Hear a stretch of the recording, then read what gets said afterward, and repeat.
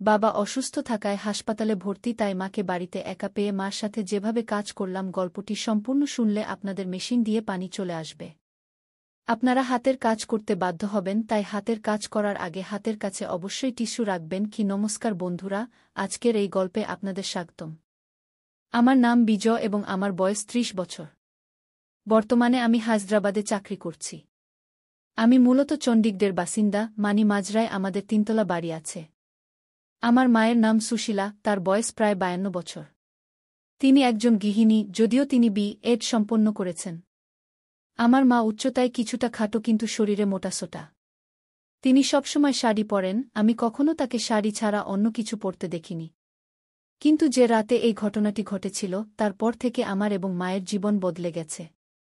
এই ঘটনাটি তখনকার, যখন আমার বয়স ২৫ বছর ছিল। সেই দিন বাবাকে হার্ট অ্যাটাক হয়েছিল এবং তাকে হাসপাতালে ভর্তি করতে হয়েছিল। তখন আমার পিজি সম্পন্ন হয়েছে এবং আমি চাকরির খোঁজ করছিলাম, তাই বাড়িতেই থাকতাম। মাও বি.এড করার পরও চাকরি না করে গৃহিণী থেকে গিয়েছিলেন। তখন হাসপাতালে বাবার চিকিৎসা চলছিল, কিন্তু তার অবস্থার কোনো উন্নতি হচ্ছিল না। বাবাকে এই অবস্থায় দেখে মা ভেঙে পড়েছিলেন। আমি তার একমাত্র সন্তান ছিলাম, তাই তিনি আমার উপর নির্ভরশীল ছিলেন। বাবার অসুস্থতার খবর শুনে আমার মাসি এবং মামাও সঙ্গে সঙ্গে হাসপাতালে চলে এসেছিলেন। সবাই নিজ নিজভাবে সাহায্য করছিলেন। ৪-৫ দিন পর ডাক্তার সেই কথা বলে দিলেন যা আমরা শুনতে ভয় পাচ্ছিলাম। ডাক্তার বললেন যে এখন বাবাকে বাঁচানো কঠিন। এটি শুনে মা অজ্ঞান হয়ে গেলেন। আমি তার পাশে ছিলাম, তাই তাকে সামলে নিলাম। বাবা এখন ভেন্টিলেটরে ছিলেন, ভেন্টিলেটর চালু থাকা পর্যন্তই তার শ্বাস নেওয়া সম্ভব ছিল। তখন আমি এবং মা বাবার সঙ্গে শেষবারের মতো দেখা করতে আইসিইউতে গিয়েছিলাম। মা এখন কিছুটা সুস্থ হয়েছিলেন, তিনি কাঁদতে কাঁদতে বাবাকে জড়িয়ে ধরলেন। আমিও তার হাত ধরে কাঁদতে লাগলাম। কিছুক্ষণের মধ্যেই বাবা শেষ নিঃশ্বাস ত্যাগ করলেন এবং তার জীবনযাত্রা সম্পন্ন করলেন। আমরা আইসিইউ থেকে বেরিয়ে এলাম এবং মা আমাকে জড়িয়ে ধরে জোরে জোরে কাঁদতে লাগলেন। পরে শেষকৃত্যের প্রস্তুতি শুরু হয়ে গেল। দিন কেটে গেল, সন্ধ্যা ৬:০০ বাজে গিয়েছিল। শেষকৃত্যর সব কাজ আত্মীয়রা সামলে নিয়েছিল। শ্মশান থেকে বাড়ি ফিরে আমি আমার ঘরে গেলাম আর জোরে কেঁদে ফেললাম। মা শুধু কাঁদছিল, সে খুবই কষ্ট পাচ্ছিল। কিছুক্ষণ পর মাসি আমার জন্য চা নিয়ে এল। তখন আমি উঠে বসলাম। চা নিতে নিতে তাকে জিজ্ঞেস করলাম, মা কেমন আছে? মাসি বলল, দিদি এখনও কাঁদছে বিজয়। তার খুব কষ্ট হচ্ছে। আমি বললাম, হ্যাঁ মাসি, তার বাবার সঙ্গে খুব লেগে থাকত। আমারও কিছুই মাথায় আসছে না। মাসি বলল, আমি বুঝতে পারছি বিজয়, কিন্তু এখন দিদির তোমারই সাহায্য দরকার। এই বয়সে সে পুরোপুরি তোমারই ওপর নির্ভরশীল। এতটা বলে মাসি চলে গেল। তখন আমি ভাবতে লাগলাম, এখন এই বাড়ির দায়িত্ব আমারই। আমার মাথায় চাকরি আর ভবিষ্যৎ জীবন নিয়ে নানা চিন্তা আসতে লাগল। আমাকে যত তাড়াতাড়ি সম্ভব চাকরি খুঁজে নিতে হবে, নিজেকে দায়িত্বশীল করে তুলতে হবে। কারণ বাবার পেনশনে আমরা আর কতদিন চলব? এসব চিন্তায় আমার মাথা ভারী হয়ে উঠছিল। আমি আমার ঘরের বারান্দায় গিয়ে দাঁড়ালাম, যাতে কিছুটা তাজা বাতাস পাই। এতে কিছুটা ভালো লাগল। লিভিং রুমে মা আর মাসি বসেছিল, আত্মীয়দের সঙ্গে কথা বলছিল। কিছুক্ষণ পর আত্মীয়দের ভিড় কমে গেল। মাসি আমার ঘরে এসে বলল, আমি খাবার তৈরি করি, তুমি এতক্ষণ মায়ের কাছে বসো। আমি হ্যাঁ বলে মায়ের কাছে গিয়ে বসলাম। আমাকে দেখে মা আমার গলা জড়িয়ে আবার কেঁদে ফেলল। আমি তাকে জড়িয়ে ধরে শান্ত করার চেষ্টা করলাম। আমার মা ফর্সা রঙের ছিলেন, এত কান্নায় তার গাল লাল হয়ে গিয়েছিল। তার চোখও ক্লান্ত দেখাচ্ছিল। সে আমাকে জড়িয়ে ধরে কাঁদতে লাগল। আমি তাকে বললাম, মা এখন আর কাঁদো না। যা হবার তা হয়ে গেছে। এখন আমি আছি না তোমার সঙ্গে? আমি সব সামলাব। মা বলল, হ্যাঁ বেটা, তোমাকে দেখেই এখন দিন কাটাচ্ছি।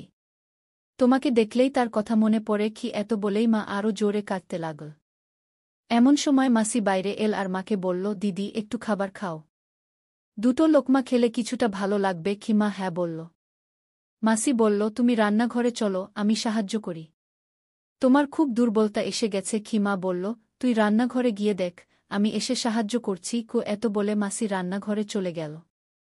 আমি মায়ের হাত ধরে সাপোর্ট দিয়ে তাদের রুমে নিয়ে গেলাম।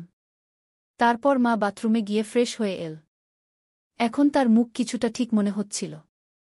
সারাদিনের দৌড়াদৌড়িতে সে খুব ক্লান্ত হয়ে গিয়েছিল। আমি প্রথমবার মাকে এভাবে দেখলাম। নিজের অজান্তেই আমার কিছুটা অদ্ভুত লাগছিল। এমন সময় মা বলল, বিজয় বেটা, তুমি কি আমার একটু সাহায্য করবে? আমি শাড়ি বদলাতে চাই, খুব দুর্বল লাগছে গো। আমি বললাম, হ্যাঁ মা, আমি আছি না। বলো, কি সাহায্য করব? মা বলল, প্রথমে দরজা বন্ধ করে দাও, আর আলমারি থেকে সেই সাদা শাড়িটা বের করে দাও। তখন দরজার পাশে দাঁড়িয়ে আমি বললাম, ঠিক আছে মা, আমি দিচ্ছি। তুমি শুধু এখানে বসো অক্ষু। তারপর আমি দরজা বন্ধ করে হলুদ রঙের ছোট বাল্ব জ্বালালাম আর আলমারি থেকে সাদা শাড়ি খুঁজতে লাগলাম। শাড়ি পেয়ে মাকে দিতে পিছনে ফিরে তাকালাম। কিন্তু পিছনে ফিরে যা দেখলাম তাতে আমি হতবাক। মা আমার দিকে পিঠ করে দাঁড়িয়েছিল। আমি কি বলব বুঝতে পারলাম না। দ্রুত শাড়ি মাকে দিয়ে দিলাম আর পিঠ ফিরে দাঁড়িয়ে গেলাম। এদিকে আমার মাথায় নানা রকম চিন্তা ভিড় করতে লাগল। এমন সময় মা বলল, বিজয় বেটা, আরেকটা কাজ করবে?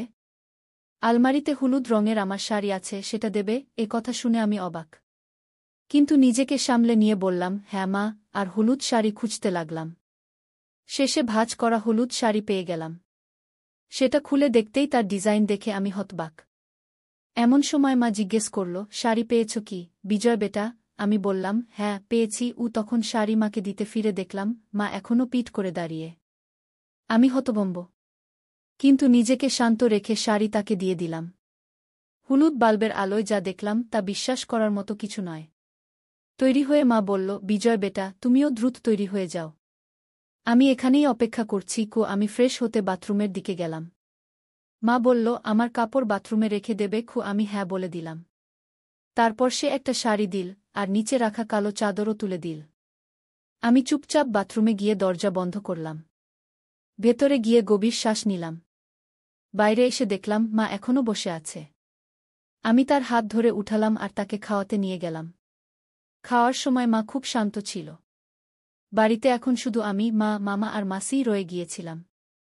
বাকি আত্মীয়রা চলে গিয়েছিল। খাওয়ার পর মাসি আমাকে জিজ্ঞেস করল, বিজয়, ঘুমানোর ব্যবস্থা কি করব? আমি বললাম, মাসি, আজ আমি মায়ের পাশে শোব। সে আগে আসলে সে ইতিমধ্যেই সমস্যায় আছে। তুমি তো সকাল সকাল উঠতে হবে, তাই তুমি আমার রুমে ঘুমিয়ে পড়ো। মাসি বলল, আমরা লিভিং রুমে ঘুমোব। মাসি বলল, ঠিক আছে, তাহলে তাই করা যাক। রাতে যদি কিছু দরকার হয় আমাকে জানিও। মাসি রান্নাঘরের কাজ সেরে আমার রুম ও লিভিং রুমে বিছানা করে চলে গেল। আমি বেডরুমে গিয়ে দেখলাম মা সেখানে নেই। আমি দরজা বন্ধ করে কাপড় বদলাতে শুরু করলাম। যেই আমি শার্ট ও জিন্স খুলে নাইট ড্রেস খুঁজতে লাগলাম, অমনি বেডরুমের লাইট জ্বলে উঠল। পিছনে ফিরে দেখলাম মা ভিতরে চলে এসেছেন। তিনি চুপচাপ লাইট জ্বালিয়েছিলেন। আমি মেজাজ হালকা করতে জিজ্ঞেস করলাম, মা, আমি নিচে ঘুমোব, তুমি আরামে ঘুমিয়ে পড়ো। মা বললেন, বিজয়, আমার মনে হচ্ছে না আজ ঘুম আসবে। তুমি এখানেই আমার পাশে ঘুমাও। তারপর আমি ফ্যান চালিয়ে দেখলাম বেডরুমে শুধু একটি কম্বল আছে। আমি বললাম, মা, আমি আমার রুম থেকে কম্বল নিয়ে আসি। মা বললেন, বিজয়, মাসি ঘুমিয়ে পড়েছেন। আজকের জন্য এই কম্বলই ঠিক আছে। তারপর আমি এভাবে চালু করে দিলাম, বেডরুমের দরজা একটু বন্ধ করলাম এবং রুমের সব লাইট বন্ধ করে শুধু ডিম হলুদ আলোর বাল্ব জ্বালিয়ে বিছানায় চলে এলাম। তারপর মা মশারি টাঙিয়ে কম্বল গায়ে দিলেন এবং আমার দিকে পিঠ ফিরে ঘুমিয়ে পড়লেন। আমিও কম্বলে ঢুকে ছাদের দিকে তাকিয়ে শুয়ে রইলাম। এখন এসির কারণে রুমে ঠান্ডা অনুভূত হচ্ছিল। কিছুক্ষণ পর আমি মায়ের কান্নার আওয়াজ শুনতে পেলাম। মাকে এই অবস্থায় দেখে আমার অদ্ভুত লাগছিল। আমি মায়ের কাছে সরে গিয়ে তার কাঁধে হাত রেখে বললাম, মা, শান্ত হও। আমি জানি এটা তোমার জন্য খুব কঠিন, কিন্তু বাবা সবসময় আমাদের সঙ্গে থাকবেন। আর আমি তো আছিই তোমার দেখাশোনা করার জন্য। মা কাঁদতে কাঁদতে বললেন, বিজয়, তোমার বাবা অনেক কিছু দিয়েছেন। আজ তার ছাড়া বেঁচে থাকা খুব কঠিন হয়ে পড়েছে আমার জন্য। আমি মায়ের আরও কাছে সরে গিয়ে তার কাঁধে মাথা রাখলাম। মা কিছুক্ষণের জন্য কান্না বন্ধ করে বললেন, বিজয় বেটা, যখন তুমি আমার সঙ্গে থাকো তখন মনে হয় যেন তোমার বাবাই আমার সঙ্গে আছেন। তুমি একদম তোমার বাবার মতোই। এ কথা বলে মা কিছুটা শান্ত হলেন। আমিও আবার ছাদের দিকে তাকালাম। এখন আমার মাথা থেকে একে একে চিন্তা বেরিয়ে আসছিল। এমন সময় হঠাৎ আমার কিছু মনে পড়ল এবং অনিচ্ছা সত্ত্বেও খারাপ চিন্তা মাথায় আসতে লাগল।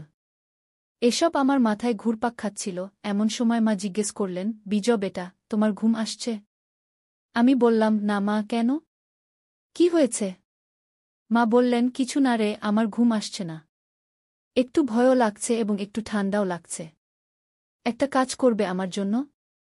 আমি বললাম, ঘাবড়াবে না মা, আমি আছি। বলো কি চাই? মা বললেন, একটু আমার কাছে সরে এসে ঘুমাবে? আমি বললাম, হ্যাঁ চলো। এবং মায়ের কাছে সরে গেলাম। মা আমার হাত ধরে তার উপর টেনে নিলেন। কিছুক্ষণ পর আমি মাকে বললাম, মা, তোমার মনে আছে যখন আমি ছোট ছিলাম তখন পা ছড়িয়ে ঘুমানোর অভ্যাস ছিল? তুমি কতবার আমার এই অভ্যাস ছাড়ানোর চেষ্টা করেছ, কিন্তু আমি মানিনি। মা হেসে বললেন, তুমি আমার কথা কখনো শুনতে না, কিন্তু বাবা বললে মানতে। আর কয়েকদিন পর আবার সেই অভ্যাস। আমিও আবার আমার ছোটবেলার কথা বলে তাকে খুশি করার চেষ্টা করলাম, যাতে তার দুঃখ কিছুটা লাঘব হয়। আমরা দুজন কথা বলছিলাম, এমন সময় হঠাৎ মা বললেন, বিজয় বেটা, তোমার পা ছড়িয়ে ঘুমানোর অভ্যাস ছেড়ে গেছে নাকি এখনো আছে? আমি বললাম, পুরোপুরি ছেড়ে যায়নি, এখনো একটু আধটু আছে।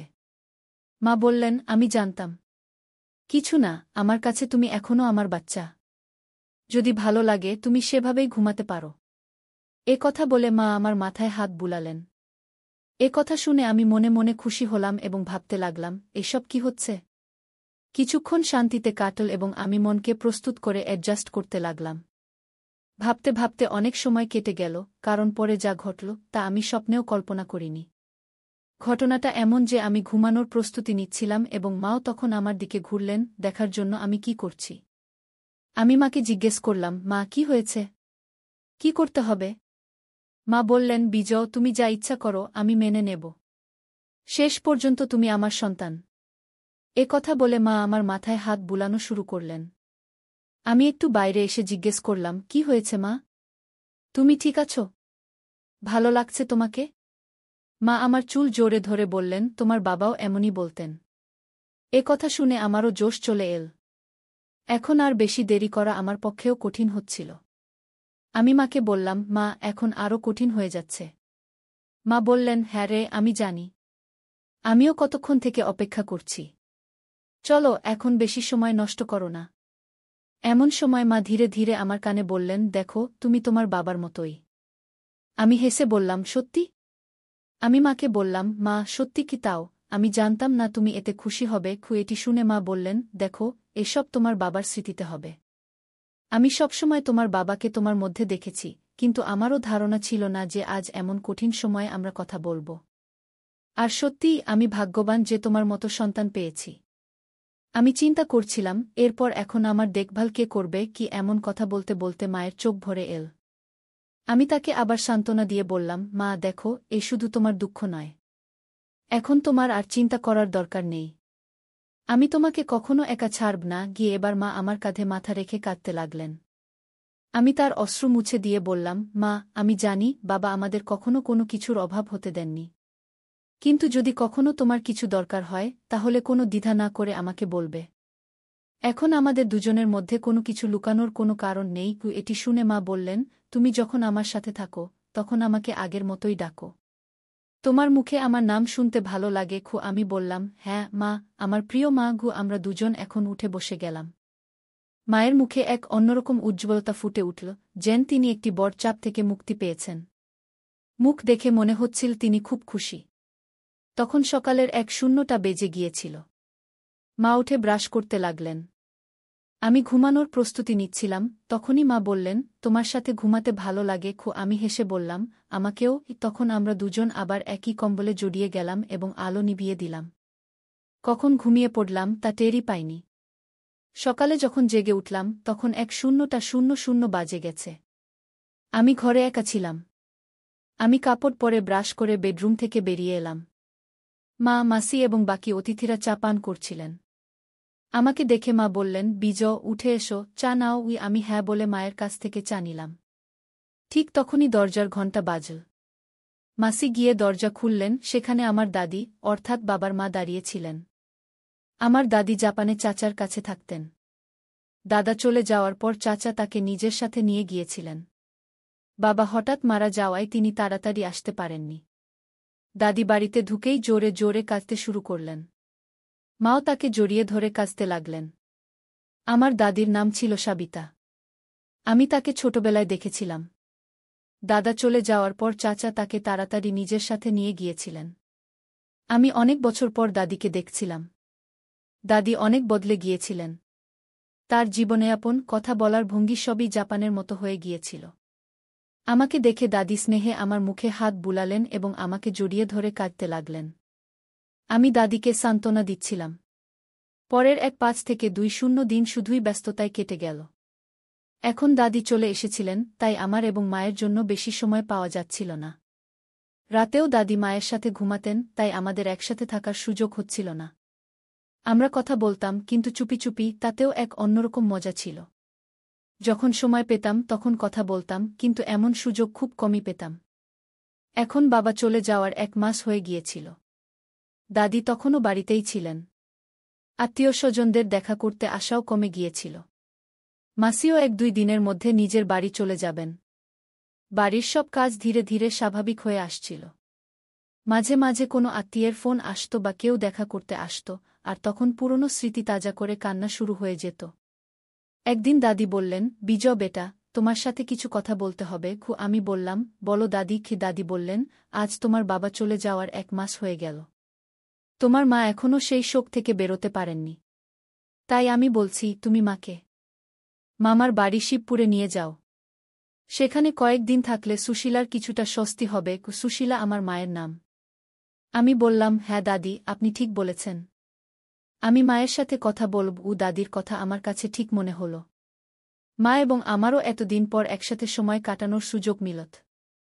তাই আমি তাড়াতাড়ি প্রস্তুত হলাম এবং মায়ের সাথে এই কথা বললাম। মাকেও এই কথা ঠিক মনে হল। তারপর আমি মামাকে ফোন করে আমাদের আসার পরিকল্পনা জানালাম।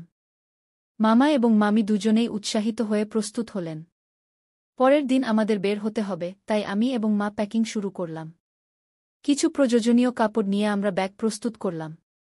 পরিকল্পনা ছিল যে আমি এবং মা ফ্লাইটে ভুবনেশ্বর যাব। সেখান থেকে মামা নিজের গাড়ি নিয়ে আসবেন এবং আমরা শিবপুর মামার গাড়িতে যাব। মনসুন শুরু হয়ে গিয়েছিল, তাই আমরা তাড়াতাড়ি বের হওয়ার সিদ্ধান্ত নিলাম। পরিকল্পনা অনুযায়ী আমরা চণ্ডীগড় থেকে ভুবনেশ্বরের ফ্লাইট ধরার জন্য প্রস্তুত হলাম। ফ্লাইটে বসেই মা আমার কাঁধ ধরে ঘুমিয়ে পড়লেন। কিন্তু আমি নিজেকে সংযত রাখলাম। চণ্ডীগড় থেকে ভুবনেশ্বরের ফ্লাইট প্রায় 2 ঘণ্টার। তাই আমরা দুপুর 1টায় ভুবনেশ্বর পৌঁছে গেলাম। আমরা ভুবনেশ্বর এয়ারপোর্টে নামতেই সেখানে তীব্র বৃষ্টি শুরু হয়ে গেল। এয়ারপোর্টে পৌঁছে আমি মামাকে ফোন করলাম, মামা, আপনি কোথায়? আমরা ভুবনেশ্বর এয়ারপোর্টে পৌঁছে গেছি, কিন্তু মামা তখনও ভুবনেশ্বর পৌঁছাননি। আমি এয়ারপোর্টে মোবাইল বন্ধ করতেই জানতে পারলাম যে ভুবনেশ্বরের উপকূলীয় অঞ্চলে ঘূর্ণিঝড় এসেছিল। তাই তীব্র বৃষ্টি হচ্ছিল এবং ভুবনেশ্বরের সব রাস্তা বন্ধ হয়ে গিয়েছিল। আমি মায়ের সাথে এই সব কথা শেয়ার করলাম এবং আমরা সিদ্ধান্ত নিলাম যে ঘূর্ণিঝড় এবং বৃষ্টি থামা পর্যন্ত আমরা ভুবনেশ্বরেই থাকব। আমি মামা এবং দাদিকেও এই খবর দিলাম। সবাই এই পরিস্থিতিতে অসহায় ছিল, তাই কারও কোনো অসুবিধা হল না। তারপর আমি এয়ারপোর্টের কাছেই একটি ভালো 5 স্টার হোটেলে রুম বুক করলাম। সেখানে অন্য কোনো রুম পাওয়া না যাওয়ায় আমাদের 5 স্টার হোটেলের একটি ব্যালকনি যুক্ত রুমই বুক করতে হল। এই পরিস্থিতিতে আমরা দুজনেই খুশি ছিলাম, কারণ আমরা যতটা সময় চেয়েছিলাম ততটা সময় পেয়ে গিয়েছিলাম। এবং নিশ্চিতভাবেই কেউ জানত না। আমরা দুজনেই তখন যে কোনো ক্যাব পেয়ে গেলাম, তা বুক করে হোটেলে পৌঁছে গেলাম। সেখানে চেক ইন কাউন্টারে আমরা দুজনেই চেক ইন করছিলাম। আমি আমার নামে রুম বুক করেছিলাম, তাই আমি আমার ডকুমেন্ট দিলাম। ঠিক তখনই রিসেপশনিস্ট বলল, স্যার, আমাদের ম্যাডামেরও ডেটা চাই সিস্টেমে যোগ করার জন্য। আমি হ্যাঁ বলে মায়ের ডেটা দেওয়ার কথা ভাবছিলাম, তখনই মা এগিয়ে এসে নিজেই বলতে শুরু করলেন। মা বললেন, হ্যাঁ মিস সুশীলা পাটকর। মায়ের এই উত্তর শুনে আমি হতবাক হয়ে গেলাম। রিসেপশনিস্ট অপশন এবং রিলেশনশিপ জিজ্ঞাসা করলে মা বললেন, মিসেস এখন আমি। মায়ের ক্ষীমা বড় চোখে তাকালেন, আমাকে হালকাভাবে দেখে হাসলেন। আমি সব বুঝে গেলাম এবং আমরা দুজনই রুমে চলে গেলাম। রুমে ঢুকেই আমি দরজা বন্ধ করলাম। আমার ওয়াশরুমে যাওয়া দরকার ছিল, ভ্রমণ আর দৌড়াদৌড়িতে সময় পাইনি। তখন আমি মাকে একটু সরিয়ে বললাম, সুশীলা জি, শুধু 2 মিনিট, আমি এখনই আসছি। আমি তাকে একটু সরিয়ে দিলাম, কিন্তু সে সরে যাচ্ছিল না। তখন আমি নিজেই একটু সরে গেলাম। মা তখন বললেন, বিজয় বেটা, থামার দরকার নেই। আমি বললাম, 2 মিনিট, আমি ওয়াশরুমে যাচ্ছি। এ কথা শুনে তার চোখ জ্বলে উঠল। সে সঙ্গে সঙ্গে বলল, আমাকে গোসল করতে হবে। তখন আমি আশ্চর্য আর খুশিতে বললাম, আচ্ছা, গোসল করবে মা? মা হেসে বললেন, হ্যাঁ। আমাকে এসব কিভাবে জানবে? তিনি বললেন, তুমি কি ভাবো এত বছর ধরে তোমার বাবাকে কখনো অন্য কোনো মহিলার কাছে যাওয়ার দরকার পড়েনি কেন? কারণ আমি তাকে কোনো কিছুর জন্য কখনো না বলিনি।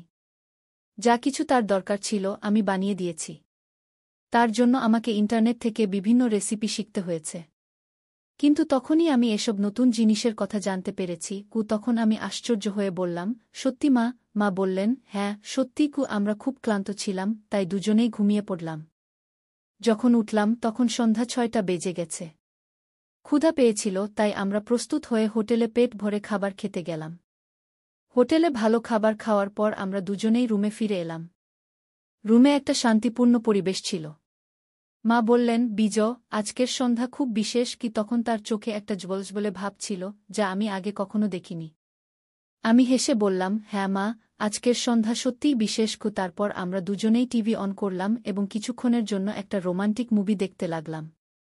মুভির সময় মা আমার হাত ধরে ফেললেন এবং ধীরে ধীরে আমার কাছাকাছি চলে এলেন। তখন তার মুখে একটা মিষ্টি হাসি ছিল। তিনি বললেন, তোমার সাথে কাটানো প্রতিটি মুহূর্ত আমার জন্য বিশেষ। আমি তার চুলে হাত বুলিয়ে বললাম, মা, তুমি আমার জীবনের সবচেয়ে সুন্দর অংশ। তারপর আমাদের মধ্যে একটা গভীর রোমান্টিক আলোচনা শুরু হল। আমি তার কাছাকাছি গেলাম, সেও আমার কাছাকাছি এল। তারপর আমি তাকে জড়িয়ে ধরলাম। সেই মুহূর্তে মনে হচ্ছিল যেন সময় থেমে গেছে। তার হৃদস্পন্দন আমার হৃদস্পন্দনের সাথে মিলে যাচ্ছিল। আমরা একে অপরকে কাছ থেকে অনুভব করলাম এবং আমাদের শ্বাস এক হয়ে গেল। মা ধীরে ধীরে বললেন, আমি তোমাকে খুব ভালোবাসি। আমি আমার ঠোঁটে হালকা হাসি নিয়ে বললাম, মা, তুমি তো আমার জীবন। তারপর আমরা একে অপরের চোখে তাকালাম এবং ধীরে ধীরে আমাদের ঠোঁটগুলো কাছাকাছি আনলাম। সেই মুহূর্তটা খুবই জাদুকরী ছিল। ঠিক তখনই আমাদের ঠোঁট একে অপরের সাথে মিলে গেল এবং আমরা একটা গভীর আর রোমান্টিক অভিজ্ঞতা ভাগ করলাম। এই অভিজ্ঞতা আমাদের ভালোবাসা আর বিশ্বাসের প্রতীক ছিল। তারপর আমরা দুজনেই একে অপরের বাহুতে রাত কাটালাম, একে অপরের উষ্ণতা আর ভালোবাসা অনুভব করলাম। সেই রাতে আমরা বুঝতে পেরেছিলাম সত্যিকারের ভালোবাসা কি। আমাদের মধ্যে বন্ধন আরও শক্ত হয়ে গিয়েছিল। সকালে যখন সূর্যের আলো ঘরে এসে পড়ল, তখন আমি মাকে আমার পাশে ঘুমাতে দেখলাম।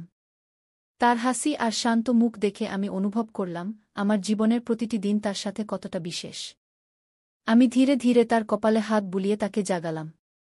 মা চোখ খুলে বললেন, গুড মর্নিং আমি হেসে বললাম, গুড মর্নিং মা। তারপর আমরা দুজনেই একটা নতুন দিন শুরু করলাম, এই জানতে পেরে যে আমাদের ভালোবাসা সবসময় এভাবেই শক্ত আর বিশেষ থাকবে। আমরা অনুভব করলাম সত্যিকারের ভালোবাসা সেই, যে সব পরিস্থিতিতে পাশে থাকে আর প্রতিটি দিনকে বিশেষ করে তোলে। সেই দিন থেকে আমাদের জীবন আরও রঙিন হয়ে গেল এবং আমরা দুজনেই প্রতিটি মুহূর্তকে একে অপরের সাথে বাঁচার সিদ্ধান্ত নিলাম। তো বন্ধুরা, এটা ছিল আমাদের আজকের ছোট্ট গল্প। আপনাদের এই গল্প কেমন লাগলো কমেন্ট করে অবশ্যই জানাবেন। যদি গল্পটা ভালো লেগে থাকে তাহলে লাইক করুন এবং আপনার বন্ধুদের সাথে শেয়ার করুন। এ ধরনের আরও রোমাঞ্চকর গল্পের জন্য আমাদের চ্যানেল সাবস্ক্রাইব করুন এবং বেল আইকন টিপতে ভুলবেন না, যাতে আপনি আমাদের কোনো গল্প মিস না করেন। ধন্যবাদ।